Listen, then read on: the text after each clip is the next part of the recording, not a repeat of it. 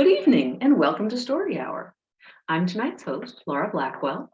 My marvelous co-host, Daniel Marcus, founded Story Hour over 2 years ago so that he and his cool writer friends could hang out together and read each other's stories. And over the past 2 years, we've made a lot more cool writer friends and brought in all kinds of cool writer friends. Maybe even some writers who wouldn't call us friends, but are cool. And they've all been reading us wonderful stories.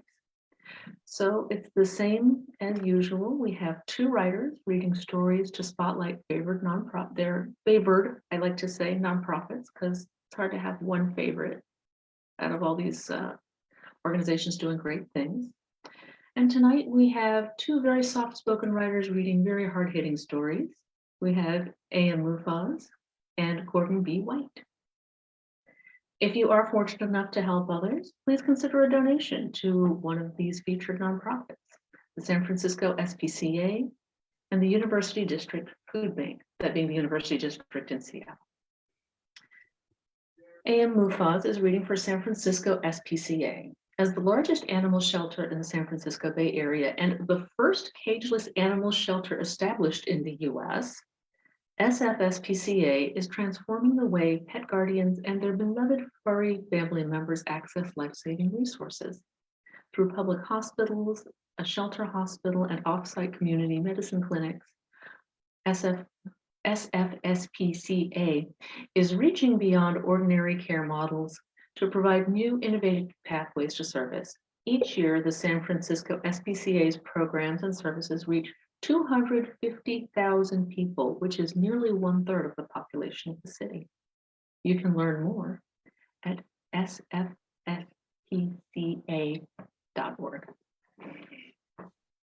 Gordon B. White is reading for University District Food Bank. For nearly 4 decades, University District Food Bank has helped prevent hunger in Northeast Seattle neighborhoods. Each week, more than 1,300 different families receive groceries they need to prepare nutritionally balanced meals at home. The food bank tries to provide unsheltered customers with ready-to-eat foods when they visit the food bank. The home delivery program reaches almost 400 homebound customers every week, and the backpack program at 14 nearby schools provides almost 550 kids with meals and snacks for the weekend when school meals aren't available. Oh, that chokes me up thinking about that. You can learn more at udsdistrictfoodbank.org. So if you are joining us on Zoom, feel free to leave your camera on. You are lovely. It is great to see your reactions when horror writers are reading to you. Chime in on the text chat off on the right here if you like. If you're joining us on Facebook, thank you. We are so glad to have you, and we're just not able to keep up with you right now. Catch up after. So our first writer tonight is A.M. Muffaz. A.M. Muffaz is a Malaysian writer based in San Francisco. Her first book, Finches, came out from Vernacular Books in 2021 and was nominated for a World Fantasy Award. We got some bad news today about Vernacular going out of business. So if you want this particular edition of Finches, I really recommend that you hop over to the Vernacular website or your favorite bookstore and order it now, because I don't know how long that's going to be available. More about her can be found at ammuffaz.com. Welcome. Hello. Hi, everyone. Just go right ahead and tell us if there are content warnings. And after that, just read us your story. Well, the only content warnings I have is my story deals with corpses, which I see as not a problem with my current audience. So this is inspired by Tibetan sky burials and is in fact about caretakers of sky burials. It's called Bone Beaters. It was published in The Dark back in 2017. So I'll get right into it if no one minds. Tenzin urged his yak up the mountain before dawn, high above the prayer flags and incense cauldrons of the staging grounds. It was spring, but too early for funerals to be conducted. Those who died over the winter would need to be brought up the mountain soon, or the weather would get too warm. He brought salt, flour, and tea for the family at the top of the mountain. During peak season, his cargo would be the dead and their offerings, but the food would still be eaten in whatever form it came. Nesting even farther above him in the crevices under the sharpest cliffs, the griffins guarded their newly hatched young. The growing chicks would soon be hungry. Within weeks, the first corpses would be very much welcomed.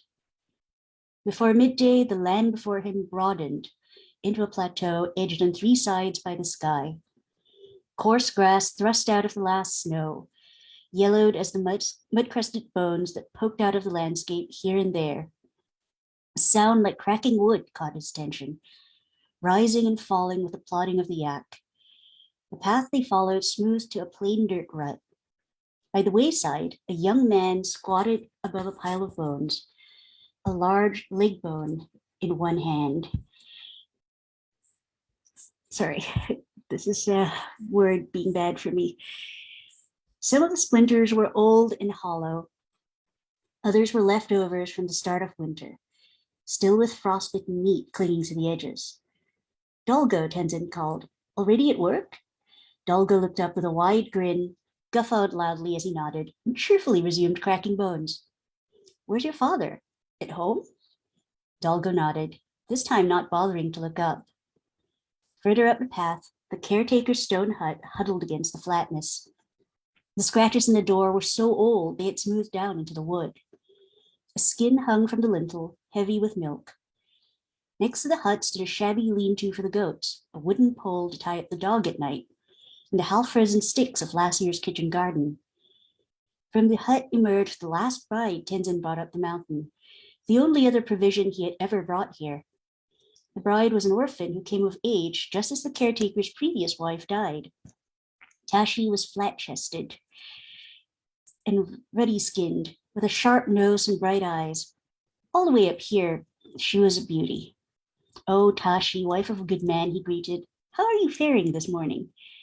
I am well. Has your season been good? She replied. Her voice was papery as sand. As always, she barely smiled. The season has been kind. Has the spring been peaceful? She shrugged. The sun has been warm and the sky is clear. How fares your family? They are well. How fares your family? They too are well. The requisite greetings out of the way, Tashi helped him unload his yak in silence. Off in a distance, the clacking of bones continued. She had not been thin, but Tenzin thought she seemed plumper than when he last saw her. Many things could happen in 3 months. Maybe it was the extra shawls she wore. Where is your husband? He asked. He led the goats to pasture this morning, she said, hoisting the bag of salt onto her shoulder. Come inside and have some tea. You have traveled far and will have more to go. Indeed, the goat pen was empty, and he spied the herd's small shadows not far away, occasionally circled by the family's squat, fuzzy-headed dog. Tenzin shook his head. I wouldn't wish to be a bother. A cup of tea is the least I can do. She pushed the skin aside, nodding towards the open doorway. Come on in. Rough as she seemed, Tashi was a kind girl at heart. Smiling warmly, he replied, if you insist. Inside, the hearth was red and the ceiling black from years of smoke. As they did further down the mountain, the family would sleep around the fire at night. But for now, all the bedding had been set aside. Cushions surrounded the hearth. A bright copper kettle filled with tea sat warming, alongside a stack of freshly grilled bread. At the far edges against the walls, Tenzin noticed the wooden chest that held the household supplies. His hostess laid down supplies by the door, keeping one of the bags of salt in hand, and motioned him into a seat. Removing the lid of the kettle, she tore a hole and added a small bit of salt to the tea. We just ran out today. Your timing couldn't have been better.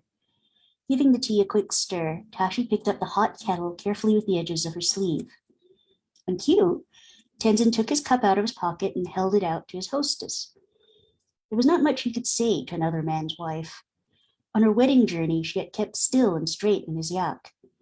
Winter had just begun, so she was wrapped thickly in her wedding clothes, a well-mended felt robe and fur-lined hat from his daughter's own wardrobe. In the saddlebags were a small sack of grain and the same copper kettle from which she had just poured his tea. As an orphan, her dowry was the kindness of a poor village and the promise of a good man. It fell upon him, Tenzin, the usher of the dead, to give her away. When they arrived, Nurgu was waiting for them outside his hut. All the animals were safely penned for the evening. Nearby, the rhythmic clacking of bones could be heard. Always a compact man, Nurgu looked doubly short as he squatted over a lamp.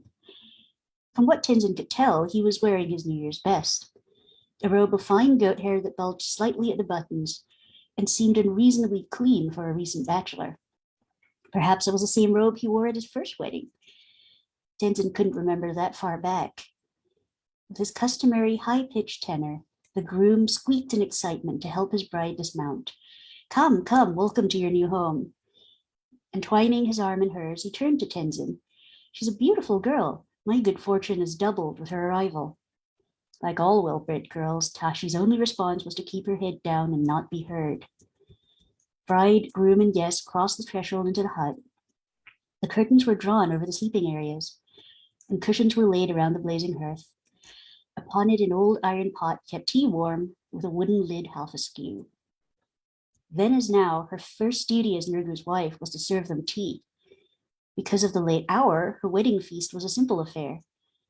They stirred handfuls of flour and butter into the dregs of their cups, seasoned with powdered cheese. A goat on the spit would have to come later. Out of politeness, Tenzin finished his food and declined more.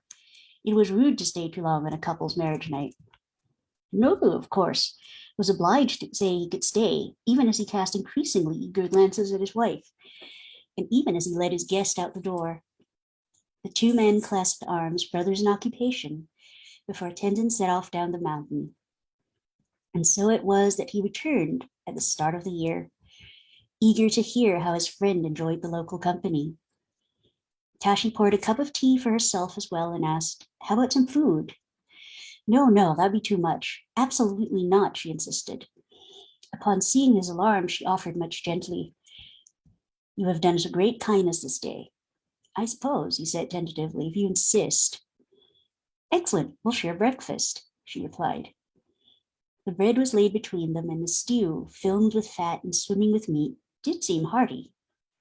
Setting out 2 bowls and a spoon, she dealt generous helpings for both of them. She smiled again, gesturing over the food. "Eat as much as you want, and tell me about the village. Tell me everything I've missed." Surprised as he was by the change in her mood, Tenzin could not refuse her request. News was scant in this part. Taking a moment to consider the events over the season, he began. "My daughter safely delivered her second child. My grandson was waiting for me by the time I returned."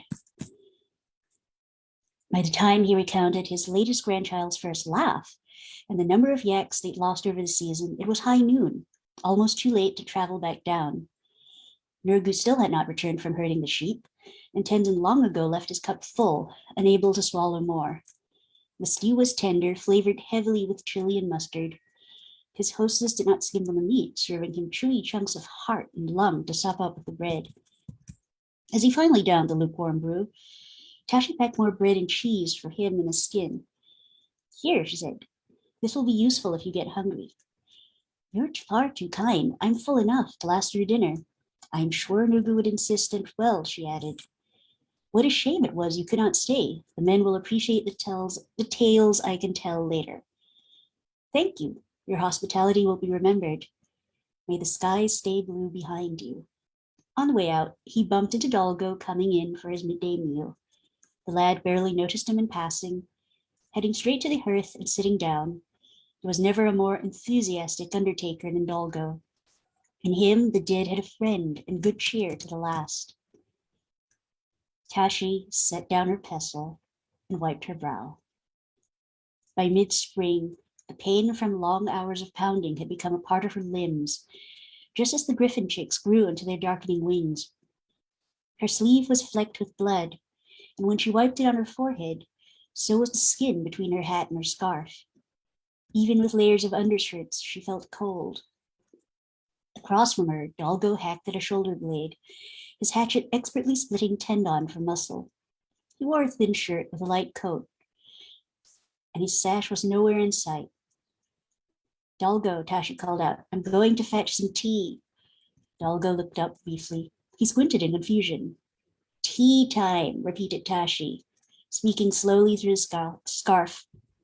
Dolgo's face lit up. The short walk home resounded with the crunch of gravel and new grass. Little rocks scraped the curved toes of her boots. There was milk to be had each morning from the goats, and butter and cheese to salt. On her way in, she made sure to swing the skin hanging over the door.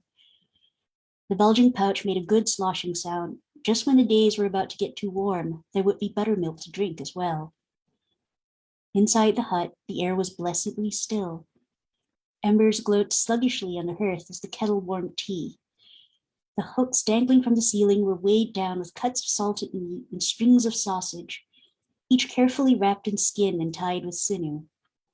Tashi took down one of these, checking for mold and the smell of rot. Firm and compact, the piece she chose yielded savory slivers tinged with a paste of spices. She also picked up a pile of old stock bones tied with black rags, a little extra for Dolgo to smash.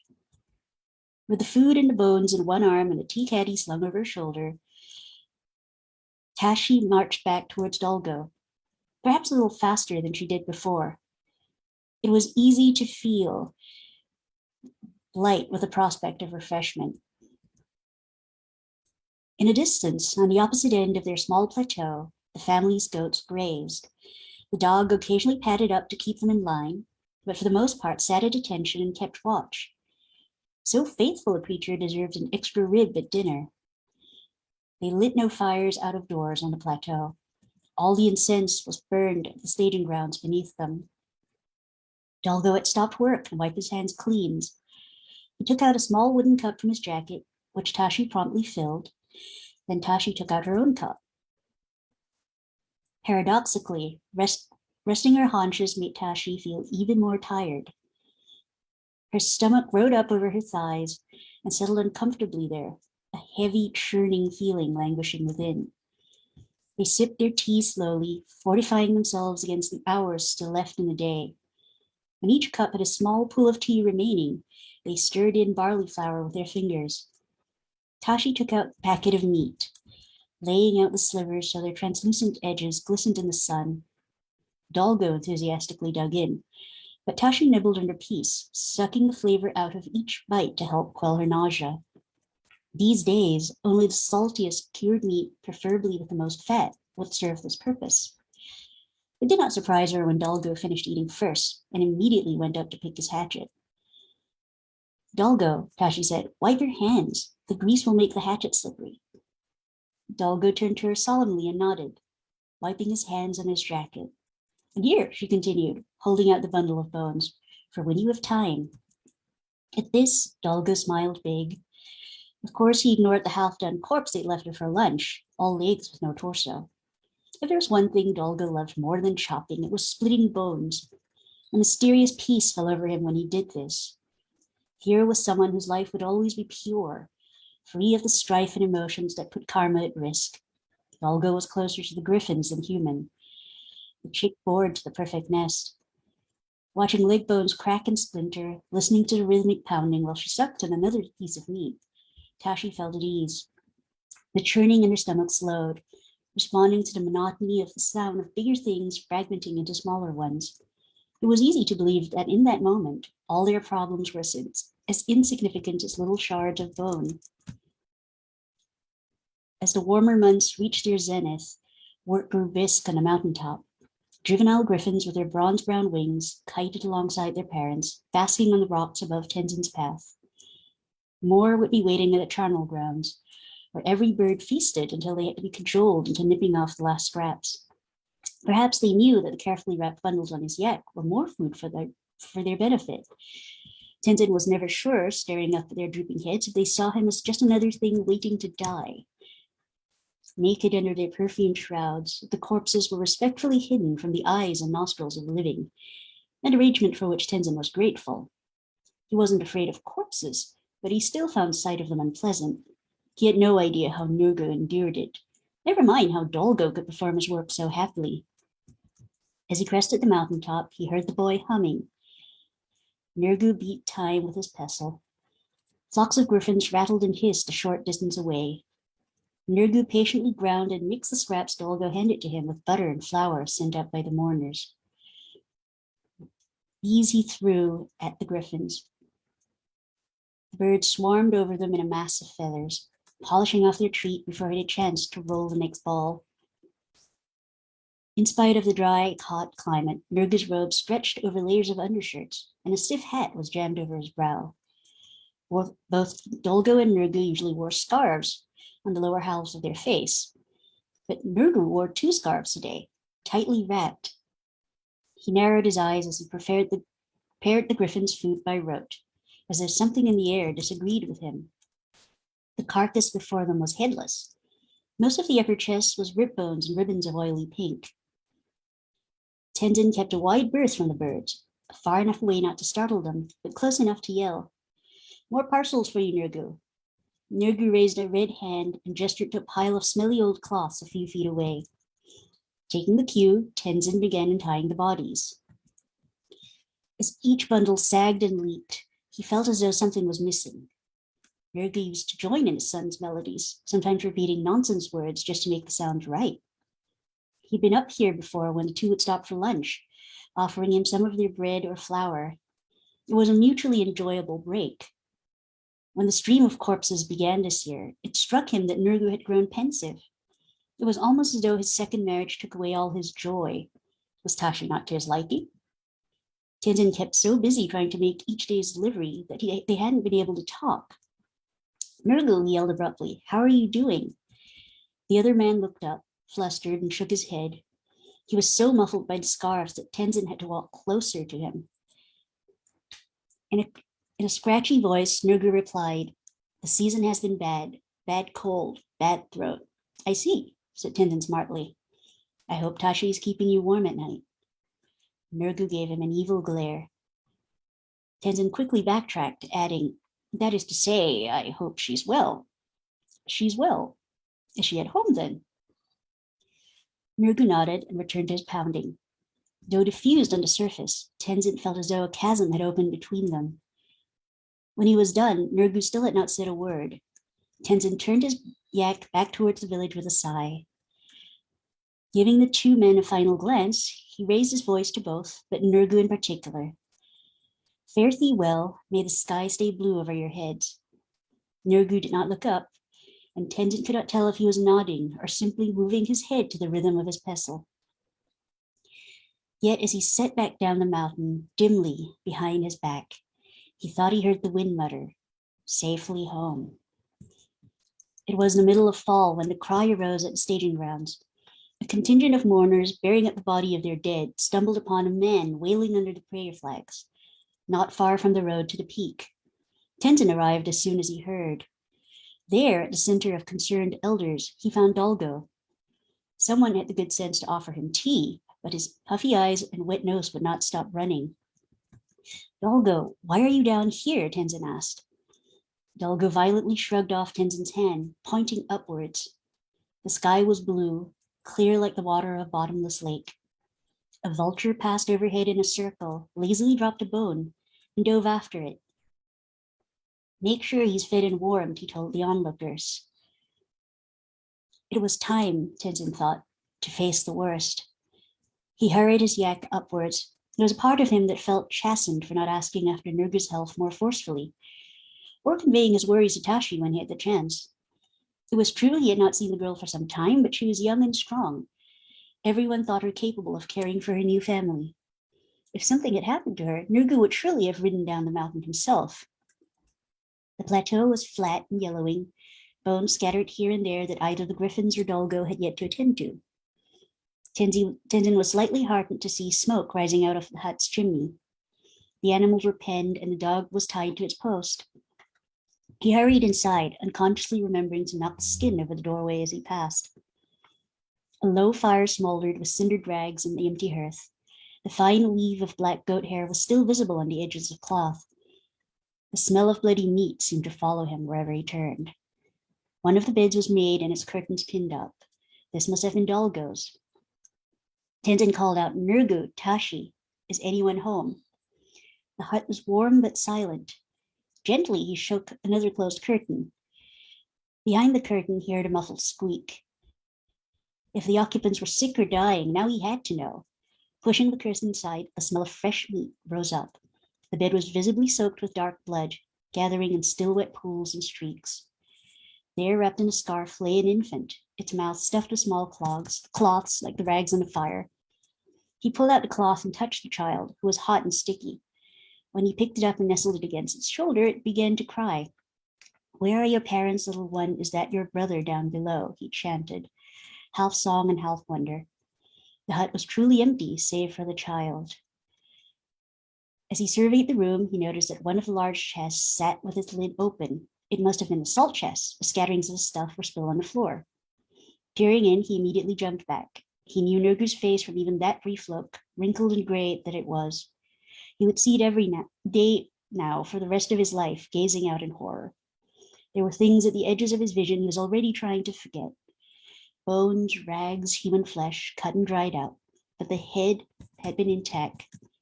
Now truly desperate, he ran back outside, still carrying the infant. Looking to the horizon, seeing nothing but that flat expanse. It was the heaviness of his heart that dragged him back into the house. He grabbed the blanket from Dolga's bed and wrapped the baby in it. He did not bother to see if the hat his daughter had given Tashi was anywhere to be seen, or her thick felt robe. With the swaddling secured over his chest, Tenzin remounted his yak, whose patience and sureness he could surely rely on to take them down. The ancestors would stare at his back from the high perches, and the griffins would circle overhead, waiting for their deaths. It was not their lot to hate their task, so for now, neither would he. The end.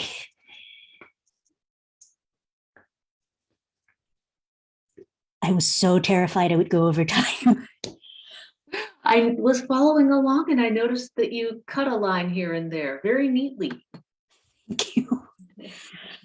I do reading versions too sometimes for things that turn out to be hard to say, but it was all there. Thank you. Oh, what a heartbreaker. So sad. So no warnings, but there were corpses. Yeah.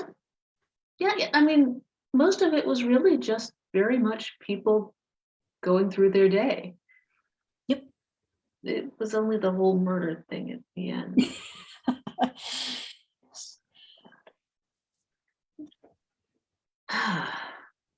Well, thank you very much, Muffaz. That was amazing. And we tend to need a second in between to take a breath and prepare ourselves for a new story. Thank you for hearing me out. Absolutely, anytime. Our next reader tonight is Gordon B. White. Gordon B. White is a Seattle-based author of horror and/or weird fiction. He is a Shirley Jackson Award finalist, a Clarion West alum, and the author of As Summer's Mask Slips and Other Disruptions, Rookfield, and In Her Smile, The World, with Rebecca J. Allred. Gordon's stories, reviews, and interviews have appeared in dozens of venues, including Best Horror of the Year, Volume 12, so far. You can find him online at gordonbwhite.com or on Twitter at Gordon B. White. You sticking with Twitter for now? Okay.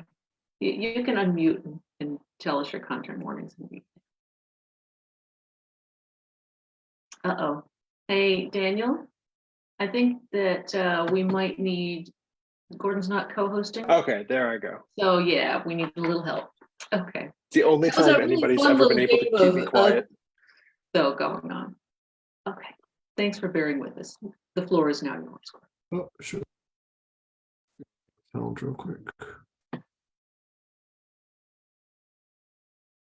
All right. Can you hear me? Okay, great. When I read out loud, if I have like the noise canceling part on, it makes things sound too weird and I can't hear my own voice. And so I end up stumbling too much. So I have to like turn on the transparency mode because non-noise canceling isn't enough. I don't know, it's crazy. Anyway, I'm going to be reading to you a story called From October Vines, and it was originally published in Weird Horror #3 from Undertow Publications, edited by Michael Kelly. Is one of my favorite editors and somebody I've been looking forward to working with for a long time. It's got an amazing illustration here by Dan Rempel. And so the content warning I'll give you is it involves food and also dead people and also monsters, maybe. But so this is From October Vines. Let me just adjust my screen. Okay.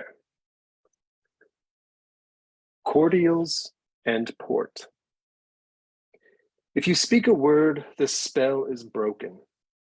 This is the first rule of a dumb supper. So you walk silently backwards up the steps from the unkempt lawn to the sagging porch, Madison behind you going first to open the door, and Celine in front, bringing up the rear. Cheeks pouched, lips pursed, each of you carries a tray covered with a white dust cloth into the old house.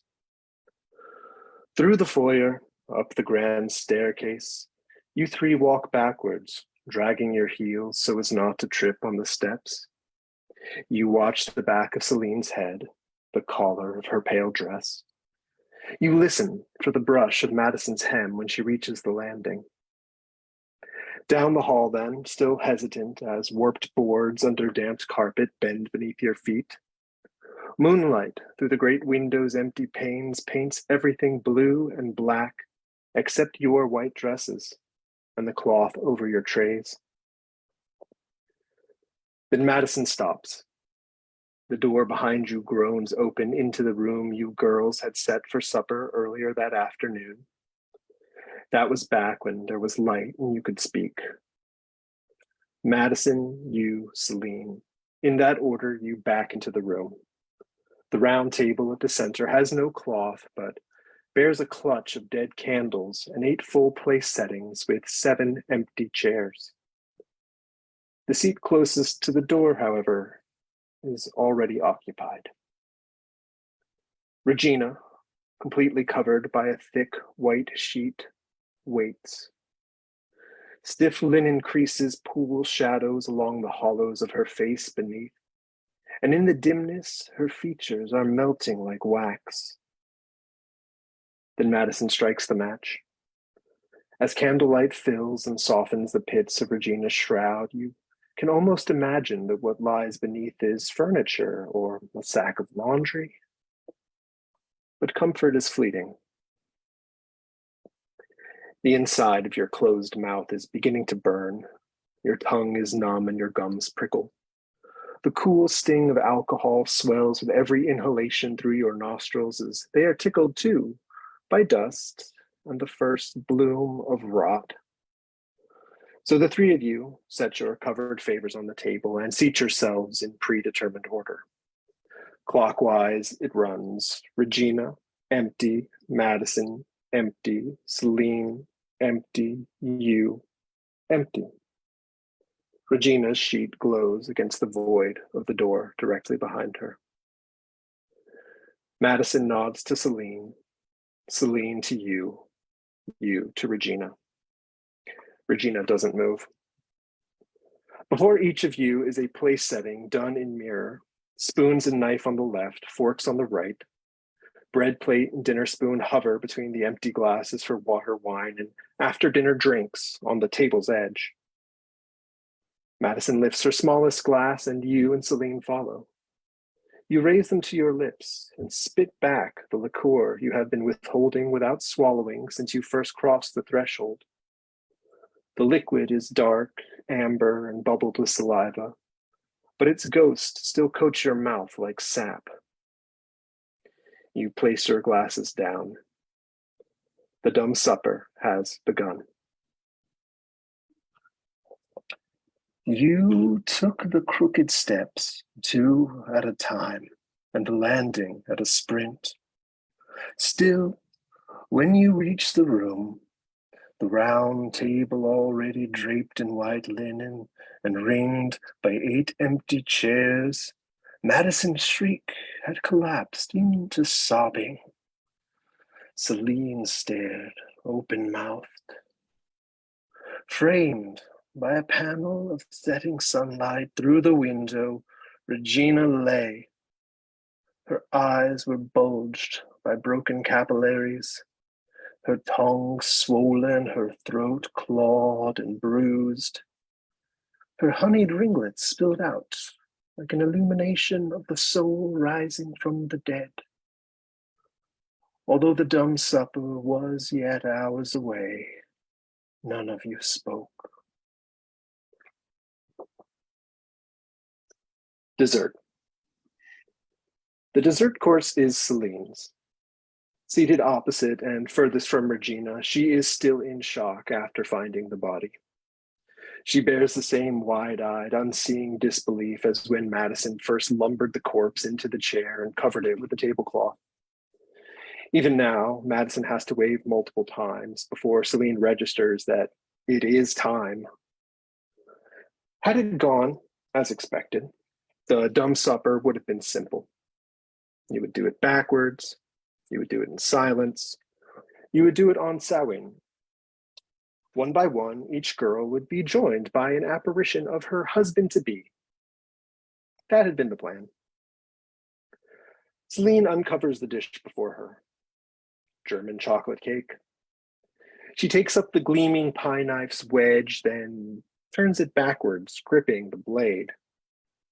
With the handle then, Celine furrows out 8 mangled portions. One by one, plates are passed, and she shovels out the moist crumb like mud in the candlelight. Dessert is placed in front of every seat. The 3 of you raise the littlest spoons. A dumb supper, in truth, is not so universally simple. In some places, the seats are reserved for spirits. In others, it foretells if you will die. Here tonight, you 3 who remain believe it might reveal who killed Regina. And this is why Madison insisted on proceeding. So you take a bite of the ruined cake, the sweetness piling over the top of the liqueur's still sweet residue on your tongue. The steady slog of chewing pulses through your jaw, jostling the mouse bones in your ears and burying all other sounds except the whistle through your nose. You are watching Selena in the middle of your second mouthful, however, when her eyes go wide and her face drains. This freezes you. And then you hear what she hears. In the hallway, something heavy is approaching. A pulsing drag, pause, drag, pause, grows louder as it reaches the black of the door behind Regina. A drag, then a pause, just outside the frame. An enormous worm's glistening pink head pokes inside, large around as your thigh. In the candle's flicker, you see bits of loam clinging to its reticulations like morsels of German chocolate cake. Neither Celine, nor Madison, nor you make a sound as the worm inches in around the table clockwise and towards Madison, who remains still. It crawls past Madison, then rears up to squirm onto the seat between her and Celine. Celine begins panting around her mouthful of cake, hyperventilating as the chair on her right creaks beneath the worm's weight, and it loops one kink of itself around the headrest to assume a seated position. She is about to scream and break the spell, despite Madison's furious waving entreaties, when the thing happens.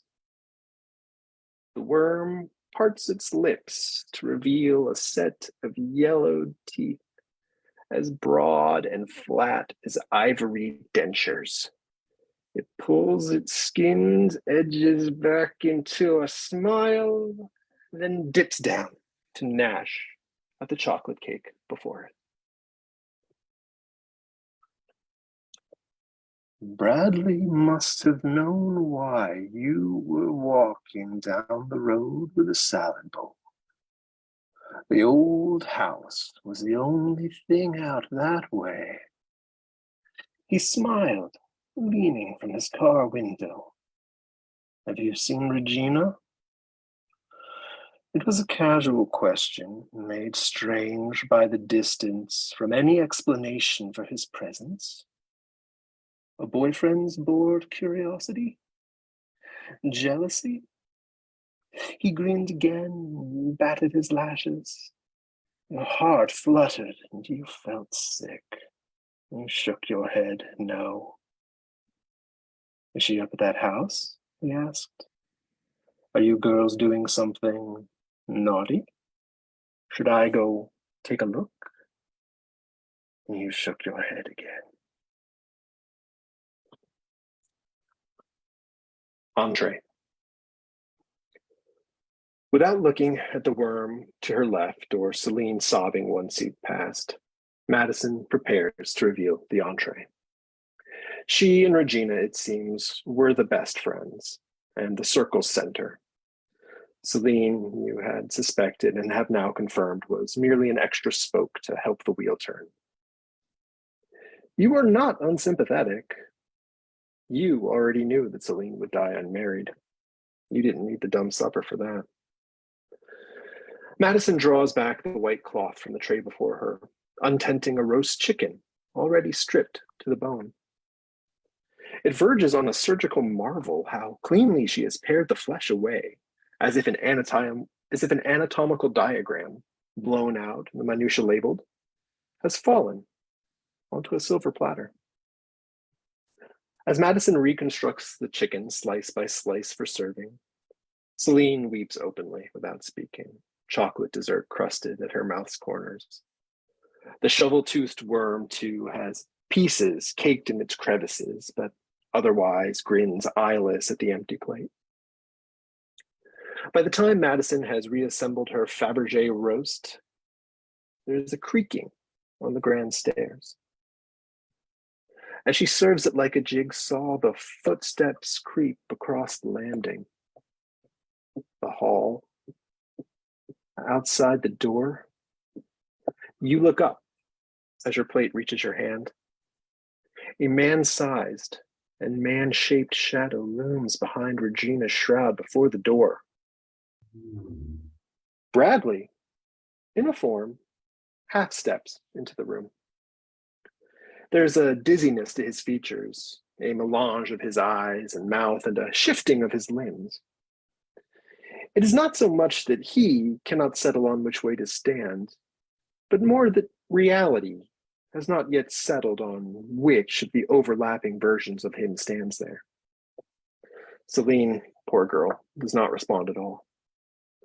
Madison, however, stares, mouth agape, and then turns to you. Her eyes ask, without speaking, if you have been found out. Then the alternative blossoms. Is this what you have conducted the dumb supper to discover? Was it him? As Madison stares at you over the worm, which delicately nibbles at a drumstick with its outsized teeth, you watch the swirl of Bradley's in the doorway split like oil on water. The inaccuracy of his features, the almostness of his gaze, everything resolves as the solid part, the real Bradley, falls back and staggers off down the stairs.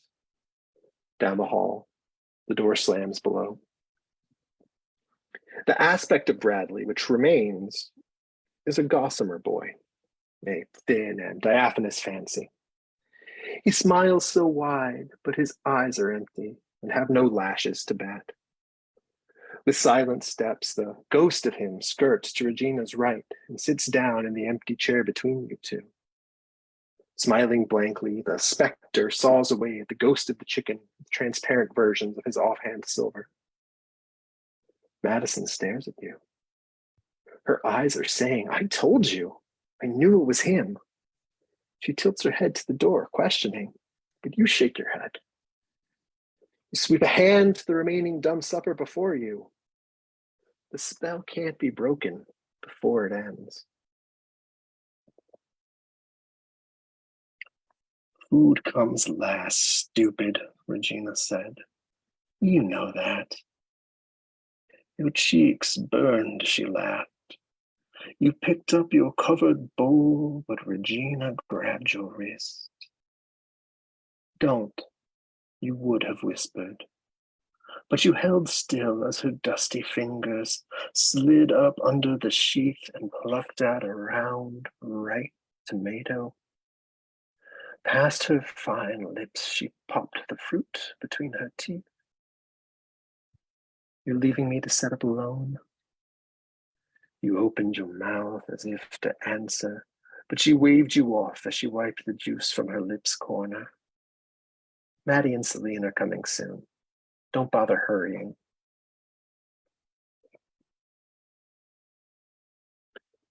Salad.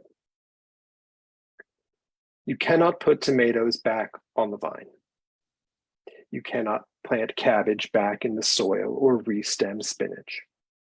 What is done cannot be undone. What is seen, not unseen. Said, not unsaid. You wonder, as you unveil your salad with the crisp bed lettuces and jewel tomatoes, if the others appreciate this. You have only dipped the tongs hinge first into the bowl when the first cavernous thump resonates downstairs. Even poor Celine stirs momentarily from her horror, and the worm beside her quivers, its attention drawn. Only Phantom Bradley beside you continues to eat his ghostly meal uninterrupted. Madison looks to you, the fear in her eyes almost a delicacy. Your cheeks flush to think that you are the expert here. Then you realize she is focused on Phantom Bradley to your left. Has she put together that at the dumb supper, the seats are reversed from custom, with the woman on the right and her date, or fate, on the left? That this makes Bradley yours, not Regina's. But does she really think you would entertain such a union? Well, yes, he's rich, and handsome too, perhaps. But none of this is where your interest lies as the dumb supper approaches its conclusion. You flap out the green leaves and ruby tomatoes alongside juicy cucumbers and crumbled feta. No dressing, of course, as you couldn't jury-rig it back into the bottle. Your aim now is to serve everyone before the drumming on the stairs arrives. Since there are only 2 seats left, the empty one to Regina's left beside Madison and the one right between you and Celine, Madison takes her plate and rakes her salad in with a knife. Celine and the monstrous worm grind face first at their plates, mindless, as the intruding guest's heavy step resonates down the hall. With everyone else chomping away, you take the final plate as the approaching clomp reaches the hallway's end. Madison and Celine and the worm roar through their courses, as if finishing before the new attendant can assume his spot might prevent his arrival. You, however, place yours down, the leaves and glistening tomatoes untouched. The others have too much left to eat anyway, and cannot wipe the juice from their last ripe tomatoes fast enough as the behemoth enters. It is an enormous coffin covered in dirt. It wobbles from end to end into the room under its own power. A gentleman obelisk, it waits at the threshold for just a moment. A heavy breathing rocks the lid out and in. Then it wobbles, step by half step, 3 inches at a time, into the room. The wheezing ebony casket stumbles around the table, past the empty chair between Regina and Madison. Madison, the worm, Celine. Then, with a ponderous inhale, it collapses towards you, but you don't even flinch as only inches away. It crushes the chair between you and Celine into splinters. The wobble of the table sends cold salad tumbling across its face. Fresh from October vines, you ran the tomatoes beneath the kitchen tap and place them on the terry cloth towel to dry before adding them to the salad. Undressed, of course. I don't know why you're doing this with them, your brother called from the living room. Bradley, Regina's boyfriend, says they say you're weird. You knew that. But you also knew they thought you knew weird things, too. Things like the dumb supper. And you do. But you know better ones, too. You inserted the hypodermic needle through the tomato's skin, just a perfect little hole, and plumped it, full and juicy. Aperitif. Aperitif was to be Regina's, but your digestif sit there, waiting. This is the dumb supper. The end is the beginning. Poor Celine, already drained, died almost immediately. Draped across her coffin, her cooling weight keeps the lid from rattling. The worm, too, is slung over its headrest, purpling and tumescent as poison courses through its single vein. Madison, though, still thrashes willfully on the floor. She claws her throat as if to open it for air, and wildly flailing, grips the cloth covering Regina. She yanks it away to reveal Regina, the first, and now final unveiling, yawning, as black and empty as the doorway beyond. Soon enough, however, even Madison stops moving. Alone, you lift your aperitif, having come full circle. The liquid is still dark amber, pearlescent with saliva bubbles. You are contemplating its viscosity when the last guest appears. You. The you who enters is thin and gauzy, like Bradley's specter, still blithely smiling on your date side. You try to wave your doppelganger away. The party's over, the killer revealed. Nevertheless, it seats itself on Regina's body's left. Hollow-eyed and grinning, your ghost is sitting politely when the first splash of crimson light soaks the room. It washes ruby red, then bruise blue, then repeats. You rise and approach the window. Down below is a police car, lights flashing but siren off. Two officers emerge and open the back to release their passenger. It's Bradley, the real Bradley, not your ghostly companion who split off from him when he intruded during the entree course. Your killer, then, and not your husband. You sigh. That makes more sense. He points up to where the window frames you, so you smile and wave.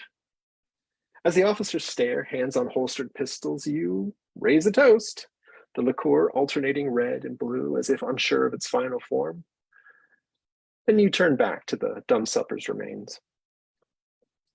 Downstairs, the front door is kicked in. When they reach this room, the spell will be over, so you prepare. As they gallop up the grand stairs, you blow out the candles. As they reach the landing, you pick up a fork and spear one perfect tomato from your salad plate. In the flashing light, it is the most brilliant red and the dullest gray, blinking like an eye. The men are racing down the hall as you hand your ghost the fork. The first officer inside tackles your double from its chair just as it bites down. Bradley and the other officer, taking in the full carnage, blanch. You smile and throw back your aperitif. Your own deal is concluded. Your spell completed. You are vibrating. You are transforming. Darkness consumes you, and then you are darkness. You are more powerful, less defined than anything Regina, Madison, Celine, Bradley, or anyone else could have imagined. In the gap between red and blue, you slip out through the darkness into the night. You spread your wings. You were pruning vines when the darkness spoke to you again from the shadows beneath the leaves. You pretended not to hear. Regina, Madison, and even Celine had ditched you again. But it was fine, you lied to yourself. More time to attend to these withered stalks. Your tomatoes were still unripe, but without the leeches they might be salvageable. The darkness called you by name, and you clipped a bit too far, nicking your fingertip. What do you want? You hissed. Your brother slid open the side door. Telephone, he called out. It's those girls. You, the darkness answered. That's it, the end. Oh, that was a wicked little story, Gordon. It's about dinner. Yeah, you both Thank you read all for about food. Both of you. And the weird thing is I actually am hungry after those.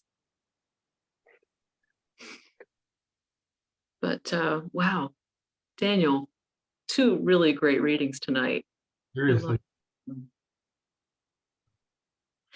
And it's different every week because every week we have different writers in. They get different synergies between the stories. Who knows what it'll be next week, but we do know that our readers are Jonathan Kincaid and Susan Palumbo. We do recommend checking storyhour2020.com the day of, just in case there are any late changes. And that's also a good place to learn about upcoming authors. We're currently booked through the end of 2023, or sorry, 2022. 2023 would be way out there, December 2023. So you can see what we have in store for the rest of the year. And you can watch any story hours you've missed or watch your favorites again on Facebook on the Story Hour page. So A.M. Muffaz, Gordon White, B. White, thank you so much for reading your stories to us tonight. They were both wonderful. Thank you to my Thank you so much for having us. Thank you for having us. Yeah. It is our pleasure. We'd love to have you both back. And I really need chocolate cake. What's that? I really need chocolate cake. I do too, actually. I had dinner, but not dessert yet. Yeah, German chocolate's not my favorite, but I'll eat it if it's there. Also, Gordon, you have a great reading style. Mm-hmm. Oh, thank you. Yeah. My wife makes me read her to get her to go to sleep at night, which is where I picked it up. Oh, that's delightful. Well, we also need to thank my co-host, Daniel Marcus, without whom none of us would be here on a Wednesday, and who knows what we'd be up to. So, and thank you to all of you who are joining us here tonight, all of you who will be joining us at some point in the future, watching the recording. Thank you for joining us in spinning the fictive dream together. Good night. Night. Good night, everybody.